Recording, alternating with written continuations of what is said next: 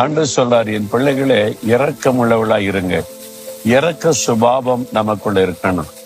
சிலர் பாருங்க, கடின இருதயமா இருப்பாங்க. சொந்த வீட்டாருக்கே இரக்கம் காட்ட மாட்டாங்க. வீட்டிலேயே கடின இருதயத்தோட நடந்து பேசுவது, அடுத்தவங்களை அப்படியே அடிமைத்தனத்தில பயத்தில வைத்திருப்பது, அப்படின்னு ஒரு இரக்க சுபாவம் நமக்குள்ள இருக்கணும். அதே மாதிரி வெளியில போகும்போது தர்மம் எடுக்கிற மக்களை பார்ப்போம், கஷ்டப்படுகிற மக்களை பார்ப்போம். அவங்களுக்கு இறங்கி நம்ம உதவி செய்யணும். ஏன் ஆண்டவர் இரக்கத்தை எதிர்பார்க்கிறார்? நீங்க இரக்க குணமா இருந்தா மற்றவங்களுக்கு உதவி செய்வீங்க. இயேசு கிறிஸ்து பாருங்களேன், இரக்க சுபாவம் உள்ளவர். அவர் பிச்சை எடுக்கிற மனிதன் கூப்பிட்ட போது கூட இறங்கி அவனுக்கு அற்புத சுகம் கொடுத்தார்.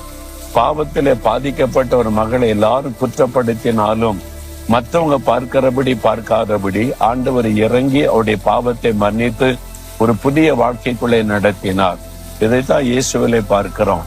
நாமும் யாரையும் அற்பமா நினைத்து விடாதபடி அவங்களுக்கு இறங்கி நம்ம உதவி செய்ய வேண்டும். அதுதான் நம்முடைய சுபாவமா இருக்கணும். என்னால் நம்முடைய பிதா இயேசு கிறிஸ்து அவர் இரக்க குணமுள்ள தேவன். அவரை போல நாமும் இரக்கம் உள்ளவர்களா இருக்க வேண்டியது அவசியம்.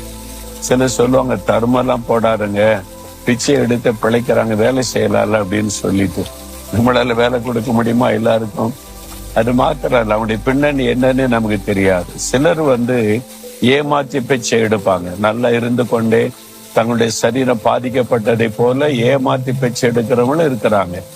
உண்மையா பாதிக்கப்பட்டு கைவிடப்பட்ட நிலைமையில உதவி செய்ய யாரும் இல்லாம சாப்பாட்டுக்கே வழி இல்லாம இருக்கிறவங்களும் இருக்காங்க. எப்படி கண்டுபிடிப்பீங்க? நம்ம போகிற வழியில அதெல்லாம் ஆராய்ச்சி பண்ணி கொண்டு இருக்க முடியாது. தர்மம் எடுக்கிற ஒருத்தரை பார்க்கும்போது தாராளமாய் நீங்க தர்மம் செய்யுங்க, தான தர்மம் செய்யுங்கன்னு ஆண்டவர் சொல்லி இருக்கிறார். மற்றவங்க மேல ஒரு இரக்க குணம் இருந்தாதான் தான தர்மம் செய்கிற சுபாவம் இருக்கும்.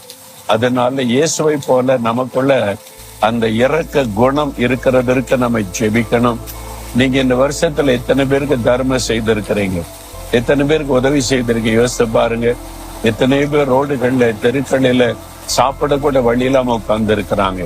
ஆண்டவர் அந்த மக்கள் மேல கரிசனை உள்ளவர். சில ஆண்டுகளுக்கு முன்னால் ஆண்டவர் சொன்னார், ரோட்டோரங்களில வீடு இல்லாம படுத்து கிடக்கிற மக்களை பார்.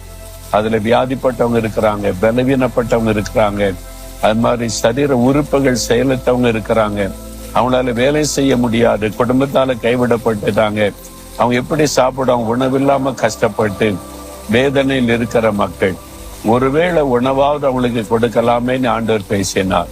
அந்த இரக்க குணத்தை ஆண்டவர் உண்டாக்கினதுனால இப்ப மதுரை, சென்னை, திருச்சி